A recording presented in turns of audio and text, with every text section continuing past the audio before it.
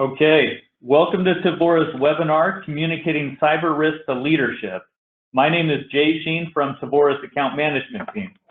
Today, Christina Whiting, Managing Director of Privacy, Enterprise Risk, and Compliance, will be joined by co-presenter Lane Kraychek, Senior Information Security Analyst. If there are any questions, please use the chat function in GoToMeeting. We will stop throughout the presentation to answer some of the questions as we go along as well. With that said, Christina and Lane, the floor is yours. Absolutely. Thank you, Jay. So what we're going to cover today as part of our agenda is really starting off with leadership reporting expectations, the why now, some of the background from a global perspective, a state perspective and an organizational standpoint of what's driving the need for enhanced metrics for senior leadership, executive teams, and board members. Then we're going to go ahead and transition into messaging and metrics to further discuss how do you define the right metrics that need to be provided to leadership? How do you get to that point of identifying it? And what are some key tactics and or examples of metrics that we're seeing very popular right now with leadership teams. Then we're going to go ahead and end it with some recommendations on some popular tools that we see be very useful when trying to design the metrics and display them in an appropriate manner, and then give you some examples of some dashboards that we've seen be successful in order to show trends over time, and then open up the floor to any kind of general questions across the gate. So with that, we will start with reporting expectations, again, going from global to state to organization. Yeah, so here we can see the 2018 global risk landscape. So this is really judging the impact versus the likelihood of risks across a complete global scale. And pretty interesting, if you see here, so looking at the likelihood side of the scale, we can see cyber attacks and data fraud and theft are actually ranking third and fourth. Second, or right behind only natural disasters and extreme weather events, really tell you how big of the likelihood is only really getting bigger in this field. In addition to, if we look at the impact, we can see that cyber attacks are actually ranking number 6 in impact. So you can tell that on a global scale, this is really actually becoming a very large issue that companies are really going to have to start taking very seriously. And we've seen them start taking this a lot more seriously in the past couple of years. Yeah, and then next, we'll kind of dial it in a little bit more to the industry level. So we can tell here that we're looking at the cyber dependencies, or the risk dependencies, right? And so if you take a look at all the edge pieces, we see rising cyber dependency has a pretty larger font than many of the other edges. Well, that's because it's actually ranking the highest in risk trends. Now, if we see what industries this directly impacts, this has direct risk linkage to the financial sector, critical infrastructure, which is a backbone of many of the, especially technical organizations, direct links to profound social instability, and many more. Awesome. So really this is leading us up to, why are cybersecurity risks across the board really becoming a significant impact from a global and a state perspective down to the organization. And it's what we're terming as really the fourth industrial revolution and the future of risk. So we're seeing an increase in artificial intelligence, machine learning capabilities, so automated algorithms and platforms that most organizations are implementing within their products and their services that they're offering to consumers, along with, couple that with the increased, legislation and privacy laws that are coming out there. Consumers are being significantly more sensitive around how their data is being used, collected, and stored.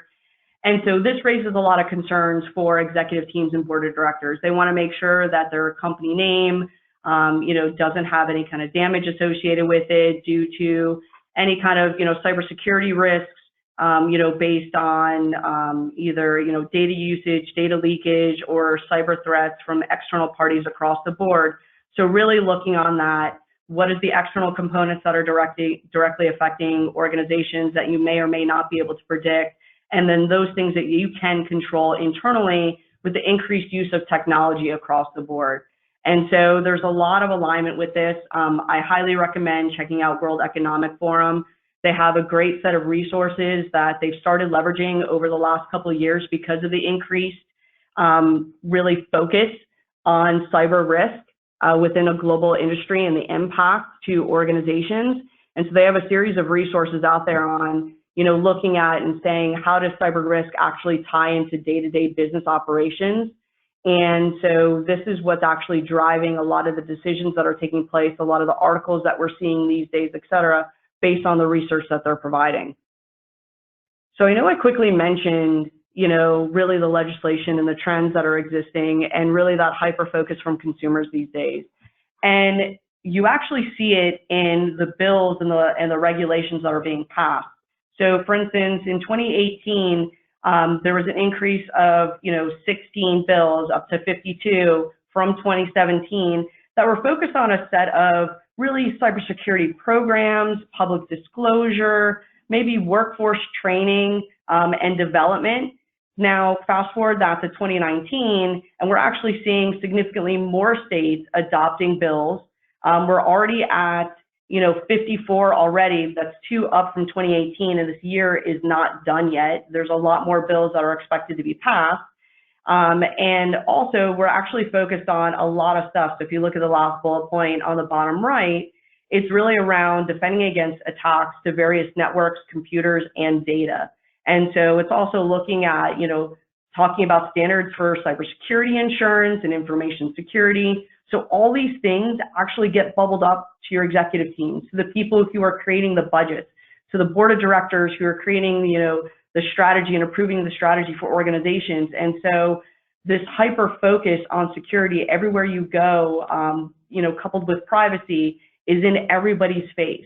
And so this is what's really driving the why now. Not only do they care about the hygiene of their internal organization, but because of this increased sensitivity, they have a fiduciary responsibility in order to protect its consumers, to protect its employees, and also obviously protect its shareholders, especially if it's a public organization, and or if you're developing new products across the board.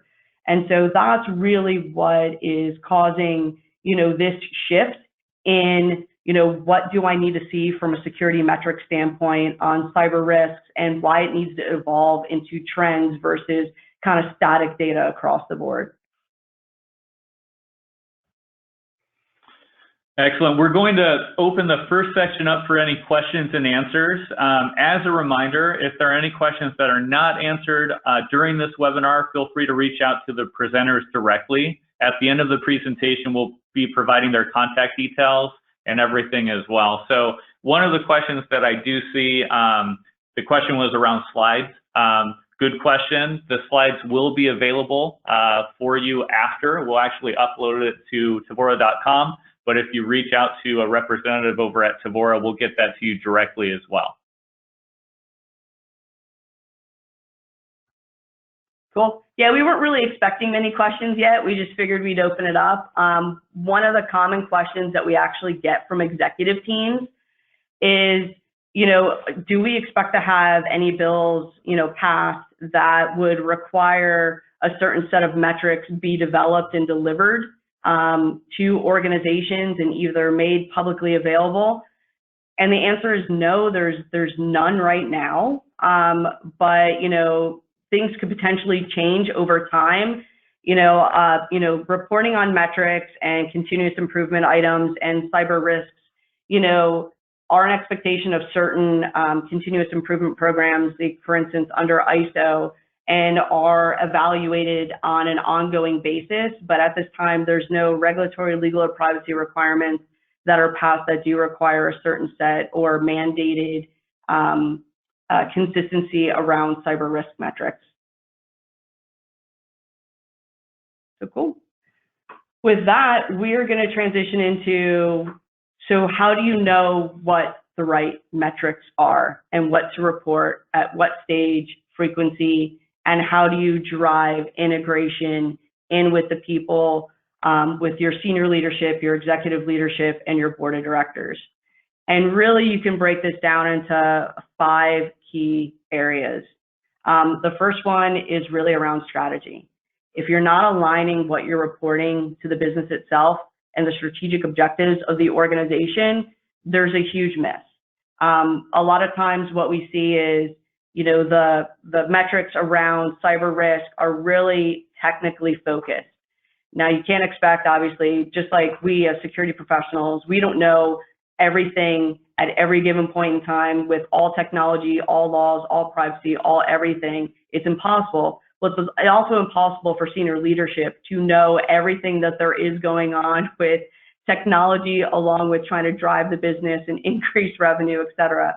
So it's really about moving away from the technical jargon, creating a certain set of nomenclature that allows you to directly connect with the business strategy as a whole and start to communicate it in the way of a story that helps you say and explain why those cyber risks are important to the business, and then aligning it to whatever strategic objectives have been set for that year.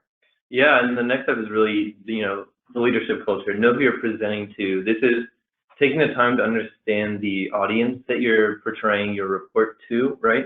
So you want to understand who these people are, what they want, understand that as part of their role, they don't typically have the same kind of low-level experience that you may have with the actual risk itself, right? So if you're trying to report metrics or findings in a report, say, for instance, you're reporting to the CTO and you're going over reports of a pen test, right? Well, you have to understand that they are not the ones that manage these systems directly. What they are more interested in is probably going to be, what do I need to know from this report that involves my expertise? So they're not necessarily interested in, tell me all the technical jargon so I can go ahead and just understand it. They want to say, hey, tell me what I need to know so I can help you out so we can drive this forward. Same with every other type of presentation, right? You have to cater it to the individuals and what their roles and responsibilities are so that no one's time is being wasted and so that progress can actually be made most effectively. Yeah, absolutely. So, transitioning that into, knowing your audience, into the context itself, and looking at, the what and the why the content is actually important. And so depending upon the level that you're reporting to, almost everybody wants to see return on investment.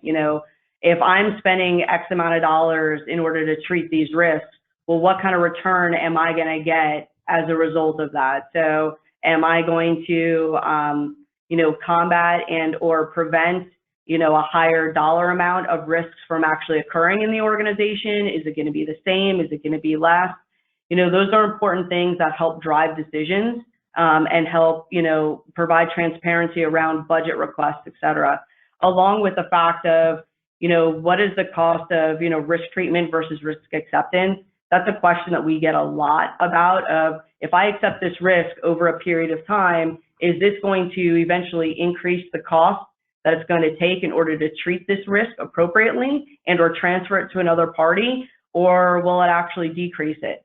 And so knowing that information and or projecting that in advance is super helpful, along with the fact of showing that, peer analysis. Evaluate potentially what others are doing if that information is available, because it's not always available. But if you do know what some of your peers are doing from a risk standpoint, and or they're treating certain risks but not others because they don't see it as a detriment, well, then you could start to create almost like a baseline in competitive analysis or comparative analysis too, around what your peers are doing versus what you all are doing. So that way that can help drive decisions too, because no board of directors or executive team wants to be behind the curve when it comes to, competition and competitors. And the important thing that a lot of people forget to do in the dashboards being presented are around, what are your asks? What are you asking as part of the metrics that you're sharing? You're not just giving data, you're telling a story, but that story usually has an end result, which is, are you just trying to educate the people that you're giving those metrics to and information to? Or do you need something as a result, whether it be support, whether it be resources, whether it be dollars? It's all about what is in your ask and how are you telling the story in order to get to that ask where they understand what it is in order to help you get there. Yeah, absolutely. And, with a strong context, the next step forward is understanding the details reporting, right? So this actually relates also back to know who you're presenting to. You have to understand the level of knowledge that the people you're reporting to really care about. And then this will drive how you are driving the ask and how you're presenting the details, right? So for instance, if you're reporting to the board of directors and you're saying, this is this year's risk assessment and findings, typically you don't need to go into such granular detail to say every single thing that was found, but you really want to drive the message of what was found, right? The critical trends, the analysis, what needs to overall be fixed, whether there's systemic issues, process issues, technological issues, whatever it is. But then at the same time, if someone on the team decides, hey, I want to understand, give me all the details behind this, you have to be able to back that up when you're reporting so that you really understand the details and you're not just reporting on like a high level. You need to be able to understand the low level, and that really comes down to the effective communication of knowing how to present both high level and low level and when either is appropriate. Yep, absolutely. So, I mean, sometimes it's all about the details, but it's also leveraging consistent framework for reporting. So if you're changing the dashboard and how you're reporting something every month, every other month, you're going to completely confuse people. Yeah. And they're going to constantly ask, well, what is this? What are you displaying to me this time? How is it different than last month? What is this looking like? Versus actually evaluating the trends and being able to have them ask you questions around the trends that they're seeing so that you can get into the details verbally versus having to kind of just have a whole bunch of words, you know, on a screen trying to describe something and for them to read it either later or before. And so it's really around leveraging consistent imagery and layouts around trend analysis and looking at it, you know, year over year or month over month specifically, but then also using consistent terms and nomenclature. Make sure that whomever you're reporting this to from a senior leadership perspective, they understand some of the nomenclature that you're using. So if you're using words like risk appetite and risk tolerance, make sure that there's definitions for those, or have a sidebar and a legend that describes what the risk appetite and the risk tolerance actually is that's been set by senior leadership, so that way they don't have to kind of think, you know, what am I looking at here? What does this mean? How does it relate back to?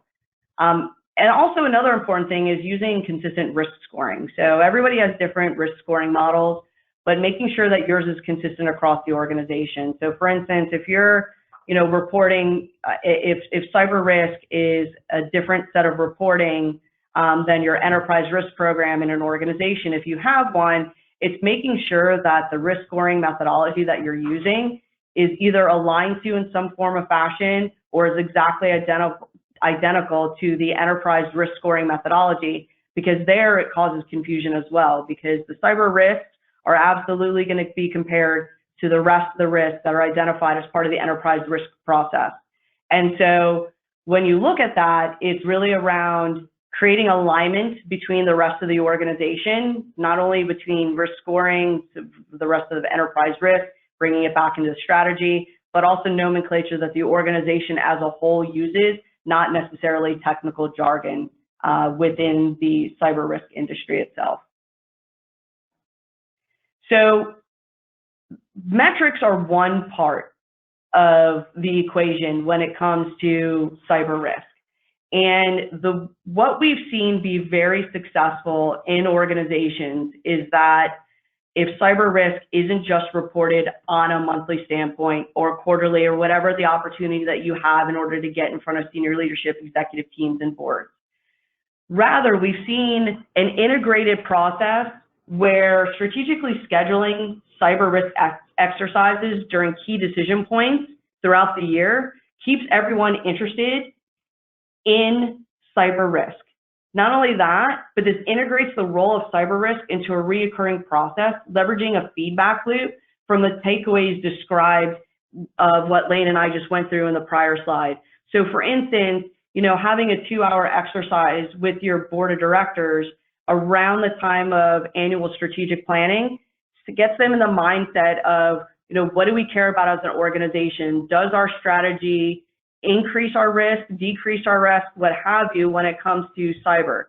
Then they can start to understand, okay, well, what does this process look like? What do we expect to see throughout the year from a metric standpoint?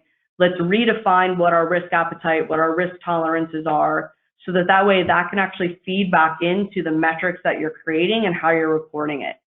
Another, you know, great example is really an annual risk scenario for the executive team.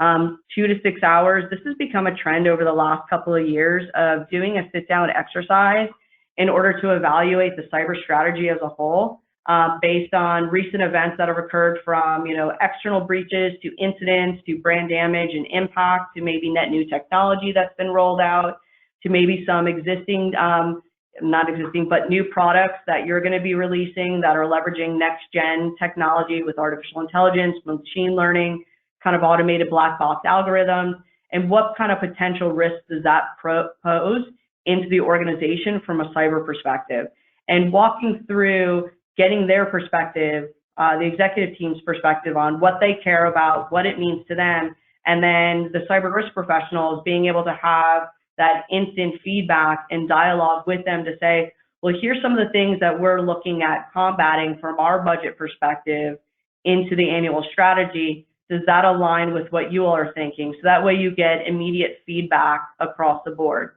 Then you take all this information and you look at what are key trends that you should be reporting. You just heard from the board, you just heard from the executive team, what they care about, what they're interested in, what the rest of the business strategy is going to be, so that you can actually frame what's important to them in the form of metrics. So if you hear terms like ROI, or I want to see, what our risks were last year versus this year, I want to see alignment into the business areas and business units.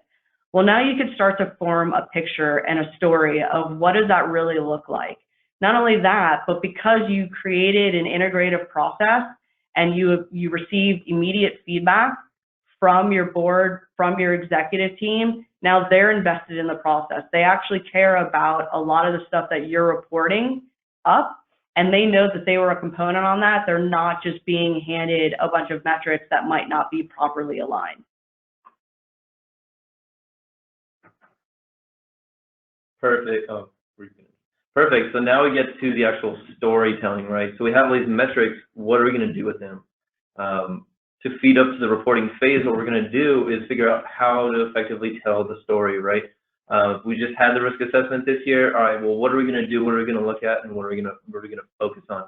So now, before we dive into each one, I kind of want to point out to those who are listening, we're going to be starting from the top and moving downward. So we're going to start from number of risks by business area and move down to risk treatment. And then after that, we're going to start at the top right and go to top 5 risks, and then move down to timeline trend. This is also kind of symbolic in the fact that we're moving top down in the same way that you would treat risk in a very similar fashion. So I just want to point that out and make sure that everyone can follow along well. So first, we're going to start off by number of risks by basis area or by business area and trend over time, right? This is really the most fundamental, basic way of telling the risk story, of saying, hey, we've analyzed, say, look at the risks for the IT department or the IS department or finance. We're going to say, if we can compare this with previous years, we can determine what the trends are. If we're effectively managing risks so that each year these business areas are decreasing, then we're doing a better job. But if they're increasing, then we need to look at what our controls are, what our processes are in place to determine why that is. And the next step would be, we could look at the number of risks by strategic objective and correlating cost of treatment and acceptance. So compared to previous years, when we've decided, hey, we're going to accept these risks, well, how's that worked out? And vice versa, if we've implemented treatment plans, have we seen an increase in ROI? Have we seen mitigation in overall risks in that business area? How has this really worked out? That's what this area is really focusing on. And then we get to the bottom, so risk treatment impact. So we're looking at the link of risks. If we look at one risk and determine how many other risks this is actually impacting, this can determine where we really need to put our resources. So as opposed to just trying to address all the ancillary risks, if we can really get to the root of why these risks are there, what risk these all really stem from, and we address that, then we can effectively mitigate all of those downstream risk areas.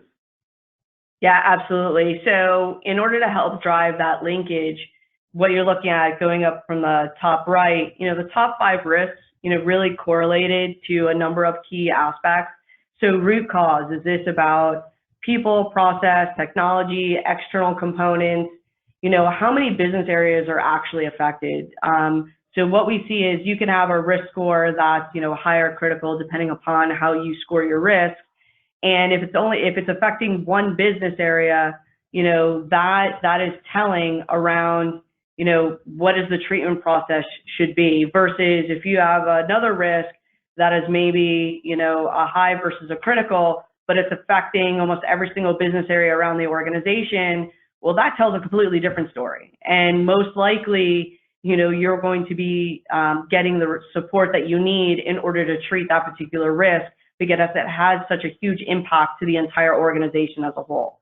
And then also treatment time. If it's only going to take a week or two because it's maybe process related, well then, most likely you're going to get the support in order to treat that risk. But then if the risk is, 1 to 2 years out from a treatment standpoint, because it's associated with technology and process and a hybrid between the two, then it's going to be evaluated on, okay, what resources do we need to align? What does this look like? And how do we establish it so we can get the appropriate resources backed and behind it?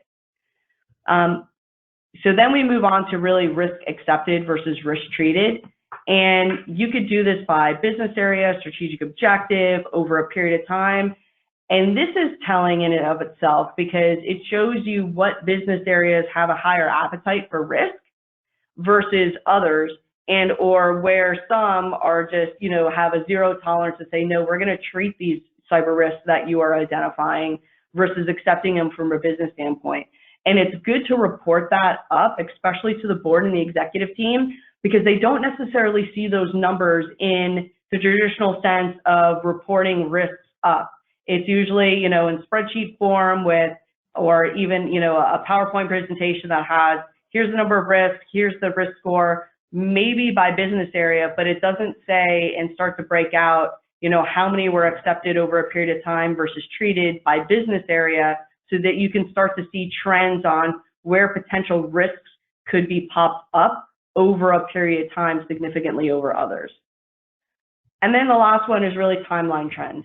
Really looking at the treatment process across the board. Are there delays? Are they on schedule? Are they ahead of schedule? Are there challenges that exist and pop up?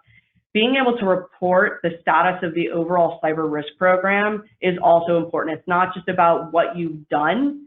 It's also about what you're about to do and the challenges that you're seeing. And this could potentially go back into that ask question of, if you're seeing challenges, if you're seeing delays, it's important to pop that up so that they understand what it is and have an opportunity to help you with whatever ask that you have. Very well stated. Now, these are just examples. And Lane and I, have met with, executive teams and senior leadership to really understand what drives their decisions, affects them, what they like to see, what they want to report. And these are some of the most popular ones that we've seen over time. And what's important to note is that most likely you have all of this information already available to you, because as you're identifying risks, you're most likely collecting all of this information out of the gate. So it's really around aggregating it and showing trends. It's not about, I have to buy a fancy tool in order to go ahead and collect this information. I need to be able to predict financials, what have you. You can look at previous instances in order to understand costs, so that way you can start to evaluate the return on investment. So with that, we'll go ahead and open it up for any questions right now and for the next couple of minutes. Excellent. There's one question that came in specifically around the board. The board typically wants to know how we're doing, how we're doing compared to others. How would you approach that? Yeah, absolutely. So there's two ways that you can approach that. One, how are you doing? Like, what is the overall health of the cyber risk program? And then also maybe what is an overall organizational risk score? We recommend the overall organizational risk score, so you can kind of aggregate the cyber risks themselves on how you score it and create kind of a scoring methodology and associate a number to that has meaning. And you start your slide kind of with that number. So that way you can give a range of, here's where we are today, and then almost kind of like a dial, which we'll actually show you in a few minutes. So great question.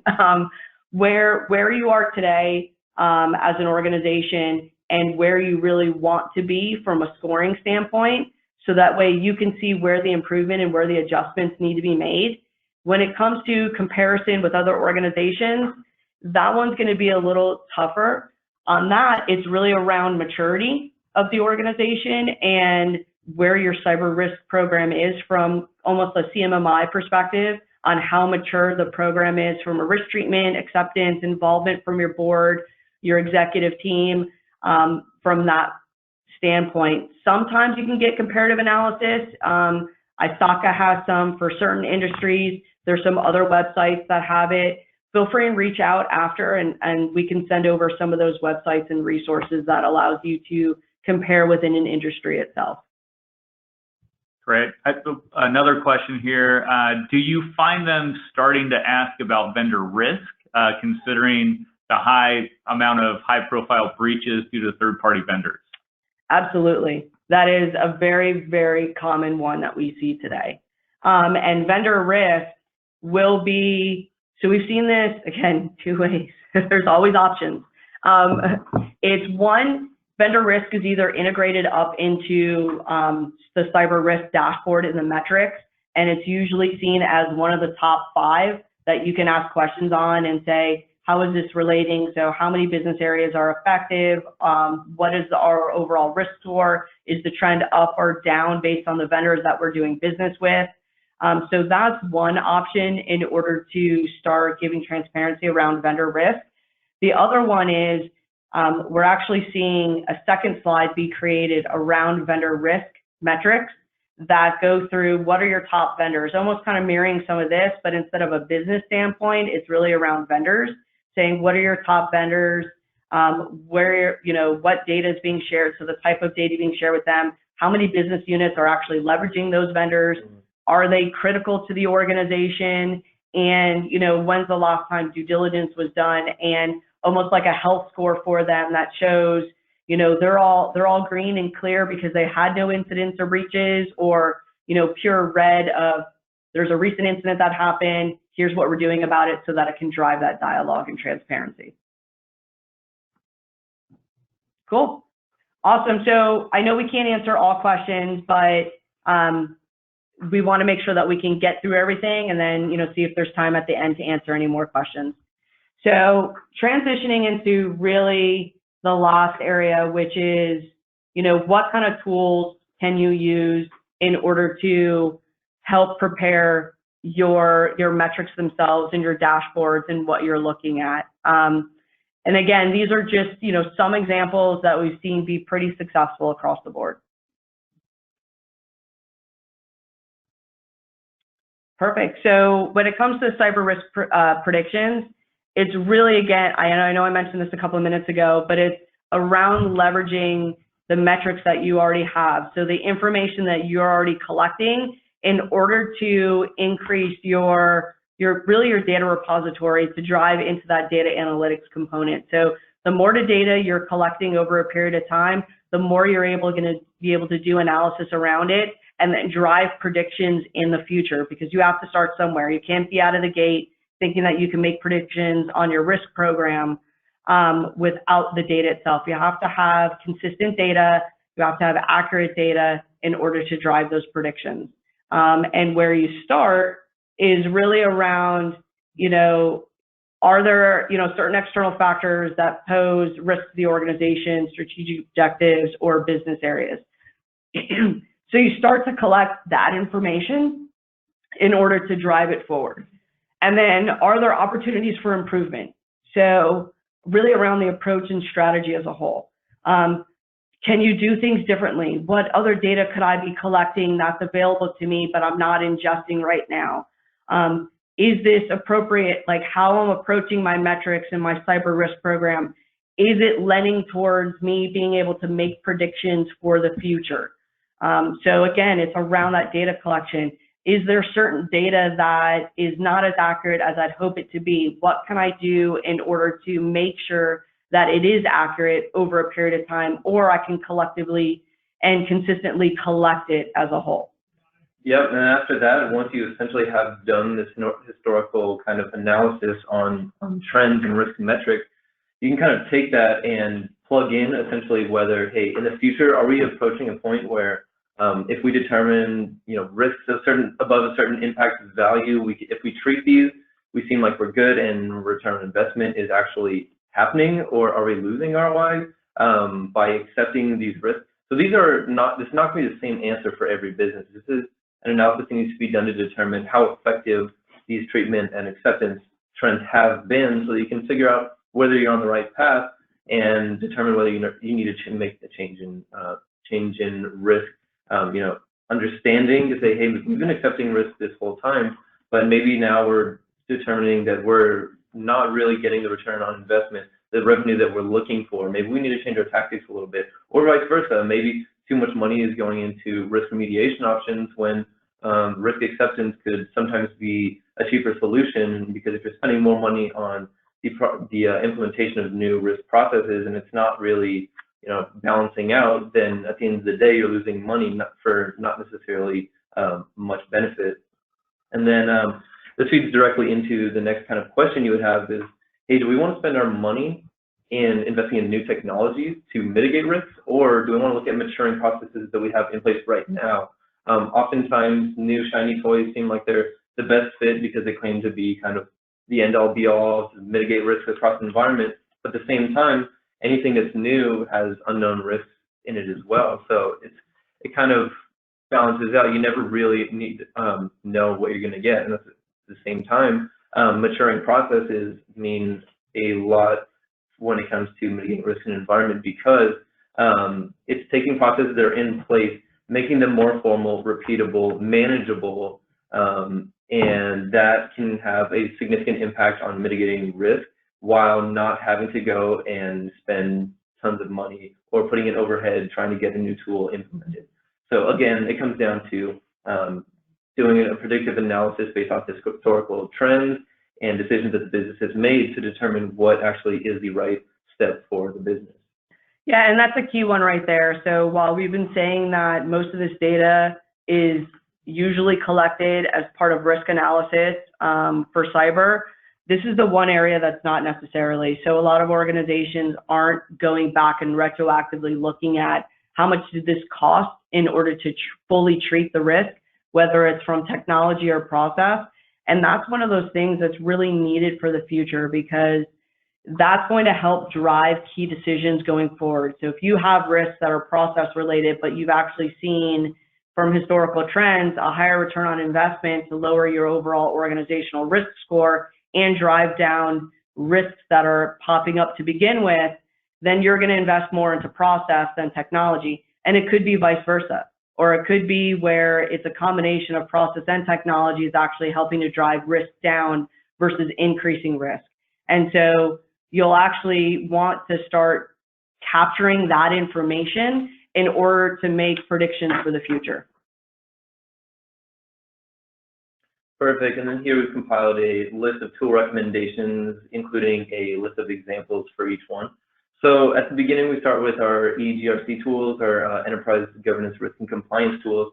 Now, these are full-fledged risk tracking tools, right? They have there's a lot of overhead that goes into it, and they can be highly customizable, but it definitely takes the time and the resources in order to get them up and running. But once they're up and running, they provide great value in terms of reporting, and once you have all these different business areas defined in there, it's easy to implement policies and procedures that you can really determine, hey, if I implement it here in the IES team, is it really going to affect any other parts of the business? Really effective, but at the same time, for a smaller organization, can sometimes feel a bit too much to bite on. So then we get kind of like to the next step where we're looking at a data visualization tool. For instance, Tableau is a really great one that's out there. There's great power for visualizing based off all kinds of data inputs, live data feeds, all these amazing connectors and that kind of thing. Very easy to actually create powerful dashboards. And so that's kind of been like the theme of what we're talking about there, right? Is using dashboards to tell stories. Great tool, sometimes can be a little bit expensive. Then we get down to the next level, which is business intelligence tools. For instance, Microsoft Power BI. Now, if an organization has the Office 365 Business Enterprise Suite, then this actually is a free tool that comes included. Not necessarily with the same level of customization and data types that you can input into Tableau. However, you can still get actually pretty appealing interactive dashboards that can be well suited for especially a little bit smaller to medium-sized businesses. It doesn't take too much technical know-how at all to actually implement this kind of tool. And then next we have the behavior analytics tools, right? Like Risk Fabric. Or Risk Fabric, I should say. These are great for integrating vulnerabilities in assets, creating visualizations that can be pretty powerful. It sometimes does take a little bit more of a technical know-how to actually set up the metrics kind of reporting side, but this can also be an effective tool that is not a very high cost. You know, you're not looking at the same kind of expenditures you would have for an eGRC platform, for instance. And then lastly, we have web analytics frameworks, for instance, Plotly and Dash, some other tools. These are a little bit more, when it comes to coding, you know, often this is where if you're very into coding, if you like using R, if you like using Python, and you like analyzing big data sets, this could be your option. These are all very effective tools that a business can use, but it's really about finding the right one to just tell the story that you need to about the cyber risks in your environment. And on top of that, figuring out which one is actually a feasible fit. Because a GRC tool could be too much for a small organization, while at the same time using Plotly or Risk Fabric might be too not as powerful enough for a larger organization. Yeah, so on that as well, so once you start going into risk predictions and bringing in data science and data analytics into really the cyber risk dashboards, you do need a bit of a, you know, either a tool that can do correlation between risk trends automatically for you, or look at some of the open source tools like a Plotly or anything so that you can actually create algorithms to in R or Python in order to correlate multiple aspects together, find out what they're, which ones are highly correlated, which ones are not as correlated, so that you can start to drive decisions. And we didn't go into maybe some of the options of, you know, what fields are highly correlated with each other. What are some of those prediction models that you can use?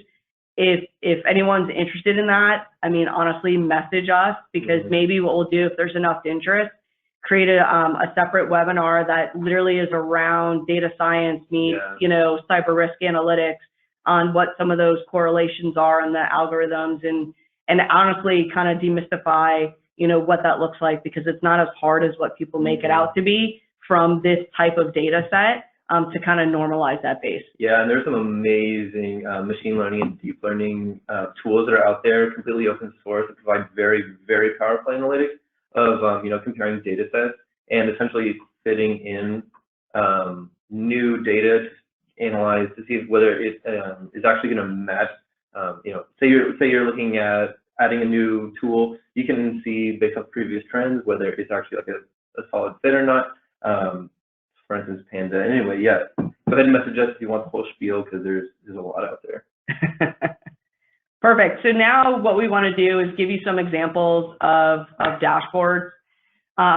Again, these are meant to be simple.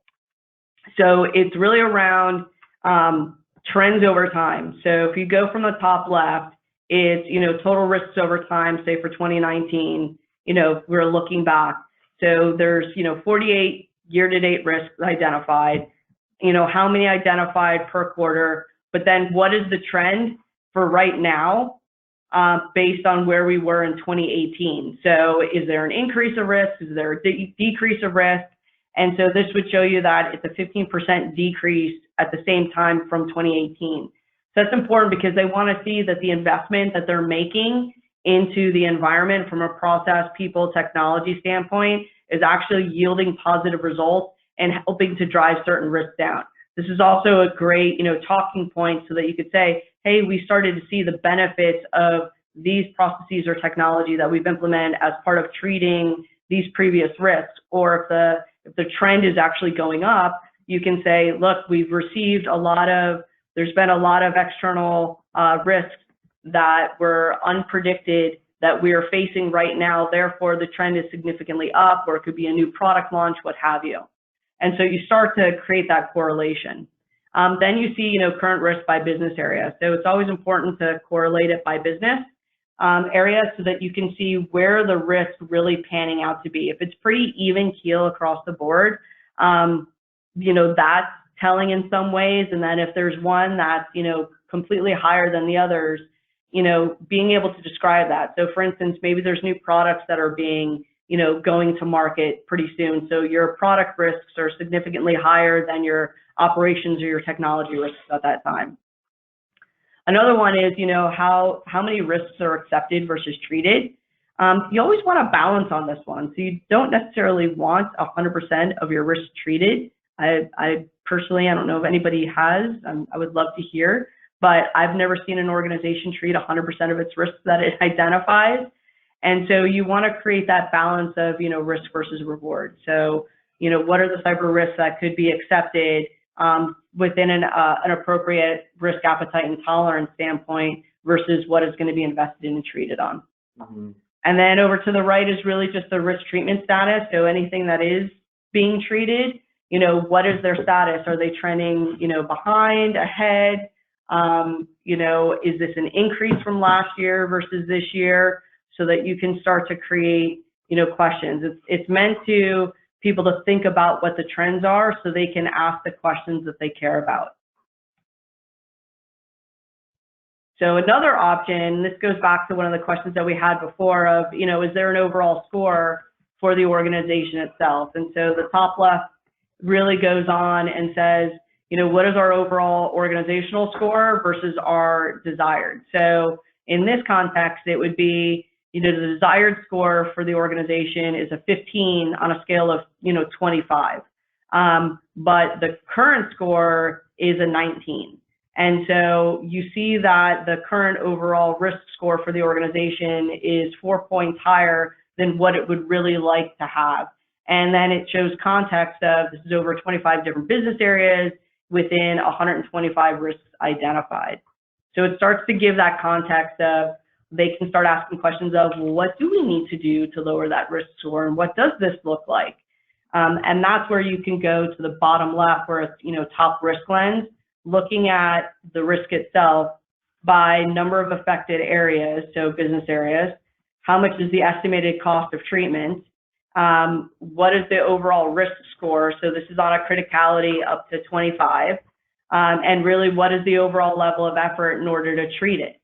And so you start to create, business decisions here of, well, it's kind of interesting because, a risk score or risk one that's affecting 15 different business areas is going to cost us $1.2 million and has a risk score of 24. It's only going to take 4 months in order to address it versus if you look at risk 5, if you had to create a priority, risk 5 is only affecting, 5 business areas. It's going to cost $1.75 million. It's only 1 point higher on the risk score, and it's going to take longer to actually treat. So you can go ahead and, you would probably prioritize risk 1 from a treatment perspective over risk 5 because you're going to get significantly more value. And so it starts to create alignments and trends. And then looking at risk treatment cost year to date, how much have you spent versus how much are you going to spend in the future?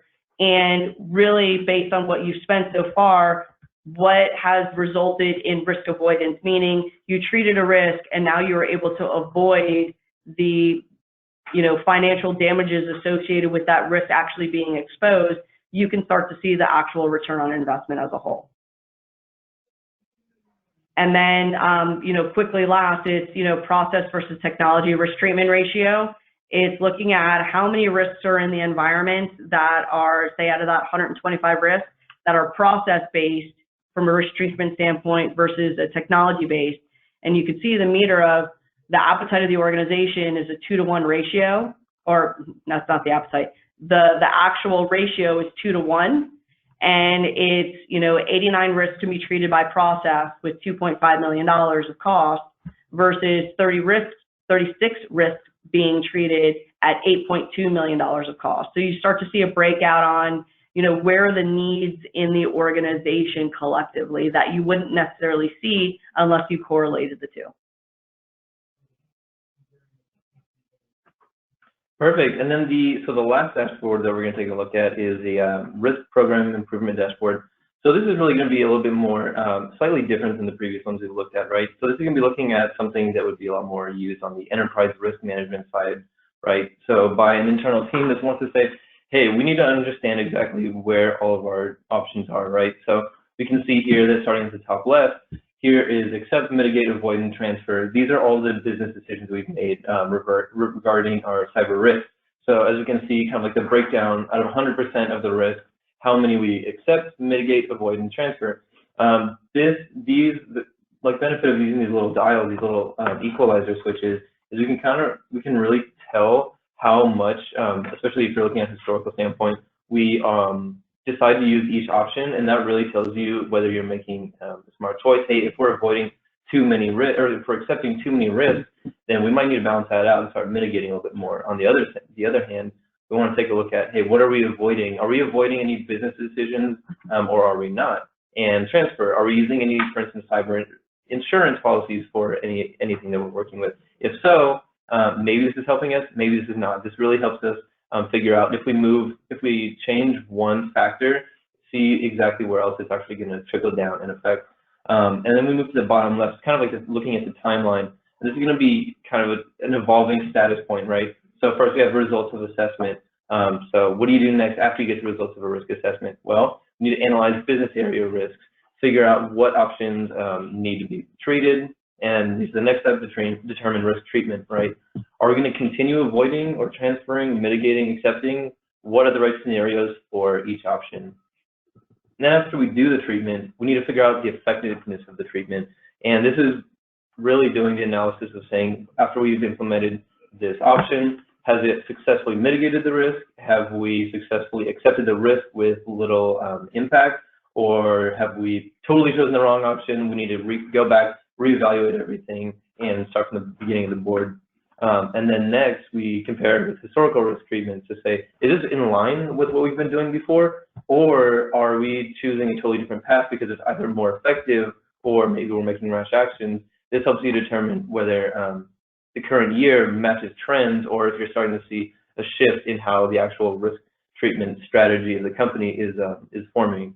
And then last, with any good plan or program, it comes down to regular evolution and change. So updating the risk program with learned metrics. This is taking all the lessons learned and applying it to the actual program itself, so that next year when you come back, or when as the process evolves, you're really making sure that it's not static, it's dynamic, and it's open to change, and it's all evidence and completely actual risk-based.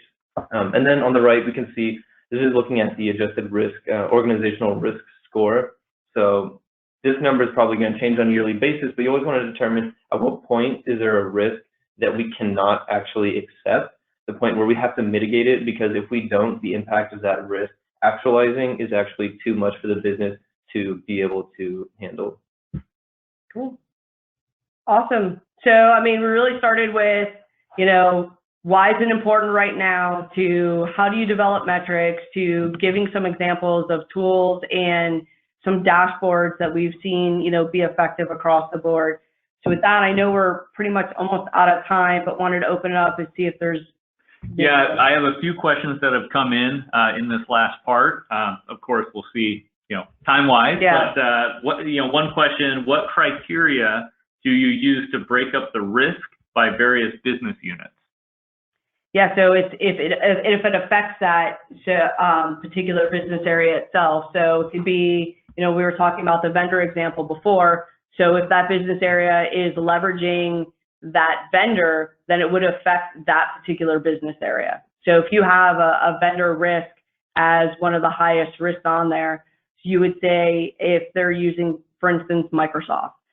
They're using Microsoft, you could say almost every single business area is using Microsoft, therefore a risk to that particular vendor, if something were to happen, would directly correlate and affect everybody associated with it. Okay. And then the final question, is there a difference in our approach if we're making the presentation in a closed session? Is there difference in approach there? No. So, closed or open session. So closed session is great. It's the same dashboard would be used, but because it would be a closed session, they would probably feel more comfortable to ask more questions behind the metrics themselves and what does each thing mean, and get your opinion on what do you see driving these trends, et cetera, versus just being able to report on the overall health in some of the trends in an open discussion. And I would say in that scenario too, between open and closed, seminars or discussions, you want to make sure that if there is a difference in a shift in who the audience is, you're really changing how you're reporting to fit that change in the audience. So making sure that you're telling the right story to the right people. Sometimes it's the same, but it may not always be the case. Absolutely. So I think we're about to get cut off from the webinar itself because it's going to end in about 30 seconds.